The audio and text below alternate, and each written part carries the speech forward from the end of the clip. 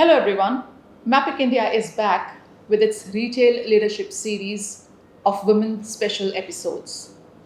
We have today another leading woman in retail industry, Miss Rashmi Sen, who is the C.O.O of all malls at Phoenix Mills Limited. Rashmi has accomplished 2 decades of experience and is holding a portfolio of 11 malls at Phoenix Mills Limited. Thank you, Ms. Rashmi, for your time today. Thank you. Thank you. So you know that we are running this women's special episode. So we Yes. really wanted leading women in the industry, to speak and give message to the industry and encourage other women. So the few questions, which we will discuss today. So what is your vision or hope for women in business? I think the times that we are seeing today are very exciting for women, not only in India but across the globe. And I think the possibilities for women today are limitless, they are infinite. And whatever the women set their minds to, I believe it's all about their own confidence, their own abilities, their own willpower, their own strength. And there's nothing that they set their mind to that they can't achieve or do. And I think, when we talk about retail business in particular and my own experience, I've been in this industry for close to 2 decades. The principles, I would say, are the same really for, men or women. I've sort of always worked in a gender neutral manner. Or the principles for any business really remain the same. And I think some of the basic fundamentals to work hard, to get into the detail, it's important for everyone. I think a lot of learning for everyone happens on the job, and it's important for everyone to get into the finer details of their business, because knowing the details of your business helps you to be better strategic leaders. And several other things. When we talk about decision making, it's not just about timely decision making, but it's about having a perspective of a long term view of every decision that you're taking. It's about being able to empower your teams, to energize your teams, to motivate your teams, because one individual can only create and contribute that much. Absolutely. But as a woman leader, if you can empower, if you can develop, and you can build multiple high performing individuals, then you're bringing in that much more value to the business.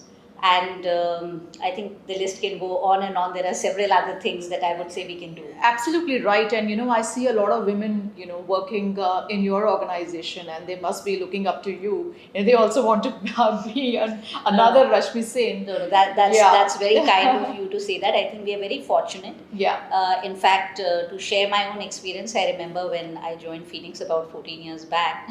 At some of the offsites, I used to be the only woman. And we feel proud to say that at least at the entry levels, at the mid levels, in some departments, when we are talking about inclusion and diversity, we are implying that we need to have equal number of men force, because we have more women in the departments. Right.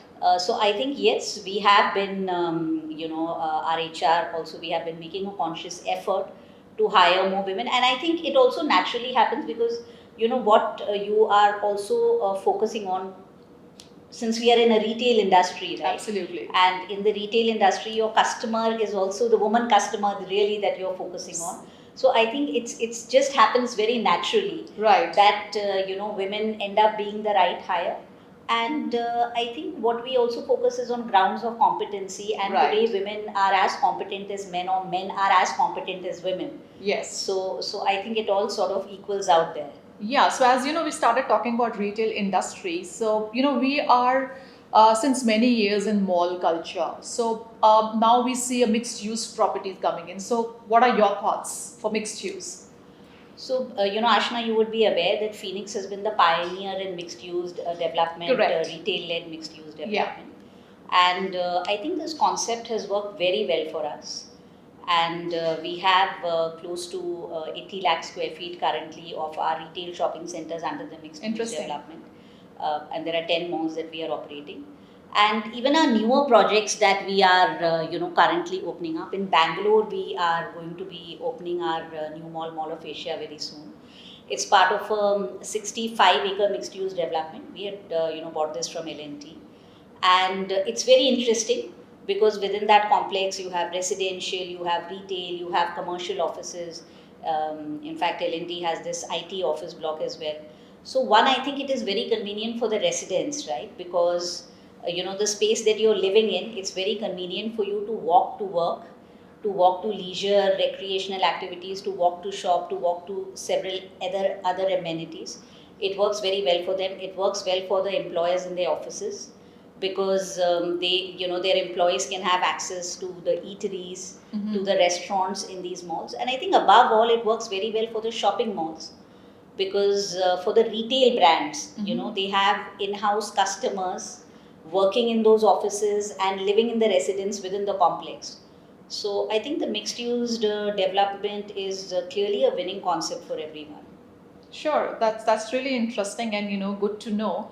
Also, if you could highlight as a developers from a developer's perspective that choosing a location for expansion, because we see Phoenix has expanded in tier two locations. You have a mall in Lucknow and Ahmedabad, and you've recently done Indore. So what are your thoughts? So I think it's interesting.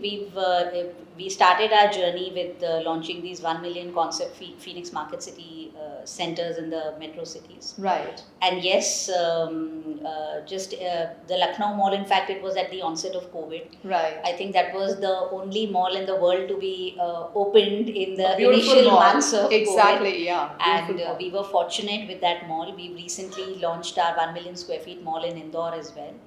And I think that these cities, there has been a dearth of supply of organized retail in these cities. Correct. And when you go to tier 2, tier 3 cities, you're not just catering to the city, you are catering to the entire state. Yeah. So, about 60% of your business would come from the city itself, but 40% of it will come from the neighboring towns. And it really becomes like a consumption hub for the entire state. And I think what prompted us to take this decision, really, we work very closely with our retail brand partners. And apart from the really, sort of typical ticks that you want to do in terms of the top 30 cities in the country and what is the, profile of the catchment, per capita income, the number of, people population that you're looking at. I think we work very closely with our retail brand partners to try to understand which of the cities were they looking at expansion with. Exactly. Because they also have a lot of customers who come from different cities to their stores.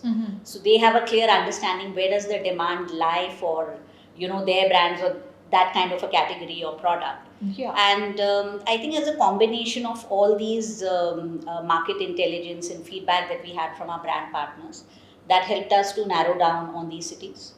And in fact, we'll be launching 3 more malls over the next 4-5 months. Okay. We are opening our, Ahmedabad we've just opened, and we'll be opening now the Mall of Asia in Bangalore. Sure. And Mall of Millennium in Pune very soon.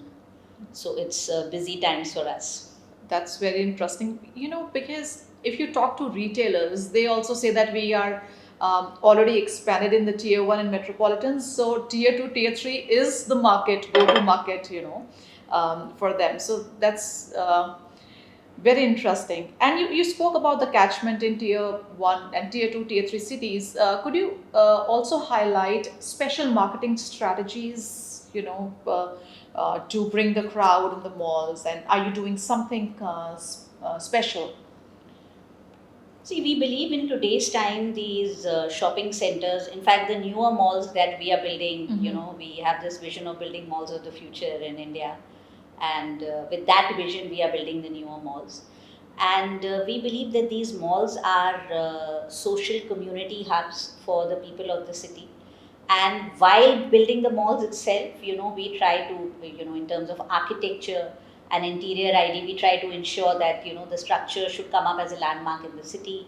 When we are doing the tenant mix planning and the category mix planning, the brands is a given, but within the brands, what is the mix of luxury brands, international brands, national brands, category mix between fashion, apparel, footwear, cosmetics. One piece is the, the brand piece.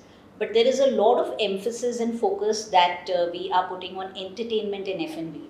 In fact, when we started building our malls initially, our F&B percentage would have been just about 8-9%. Okay. In some of our malls now, it's going as high as 15-16%. Great. In the mall that we are building in Bangalore, we have close to 100 outlets of F&B. Okay. And in our Pune mall, again, that number will be anywhere between 75, 80. We're also trying to build outdoor spaces where we can do a lot of events.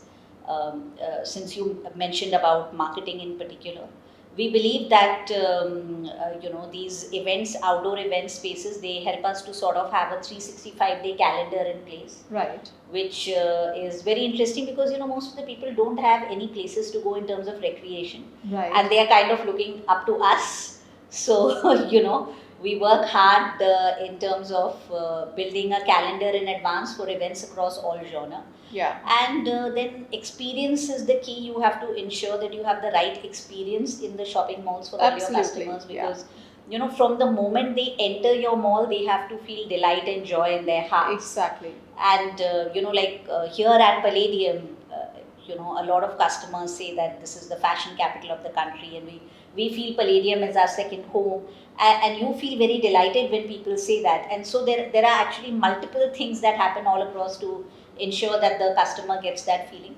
And several other things, we work very closely with our brands in terms of ongoing collaborative marketing activations that we do.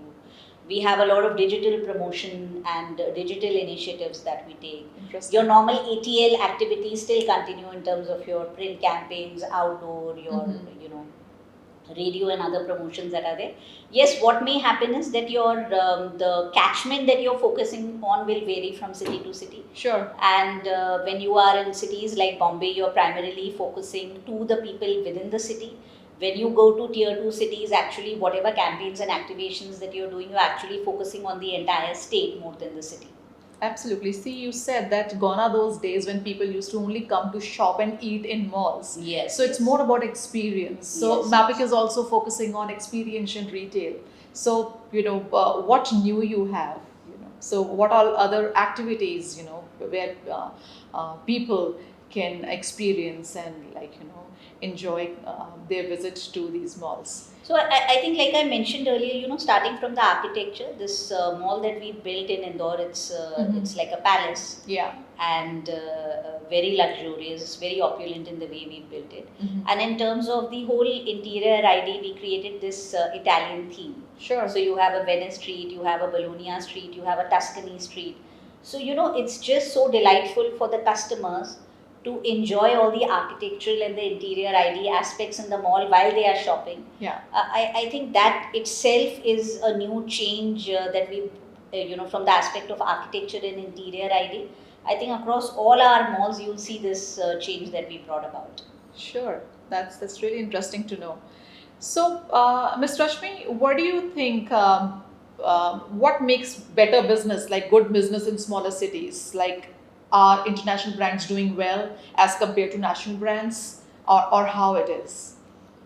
I would say that there is demand for everything, because when you talk about a city like Lucknow, you will have all profile of customers in that city. And what happens is that when we are opening malls in cities like Lucknow and Indore, when we opened Lucknow, I remember there were some 55 first-time brands that we opened in the city of Lucknow. Sure. That were not there in UP, entire state before we opened our mall. And in Indore, in fact, that number was closer to 100, the number of first-time brands that we opened in the city. And so I would say that, there is a sort of a demand that was already existing for these brands. That's why they opened in these cities. And the national brands as well, because they have already been present in these cities. It could be through high street or some other forums, through, they were present in a multi-branded department store outlet. I would say that there is enough and more demand for both genres, and both of them continue to do well. Interesting. Very interesting. One last question to you, a special message for all women in the industry. I think I would like to say to all women in the industry what I said in the beginning, that sky is the limit. And I think our worry today is not that you aim for the stars and you don't reach it, but the worry will be that don't aim low and reach it. So I would say that everyone should be ambitious. Right. They should seek out success. There are enough and more opportunities for everyone out there. and sky is the limit. And please, reach out and put in your best out there, and be whoever you are and whoever you want to be today. Thank you so much. Thank you so much once again for your time, Ms. Thank you, Rashmi. Ashna. It was Thank you. wonderful having you Thanks, at this thanks. episode. Thank you Thank very you. much. Thanks.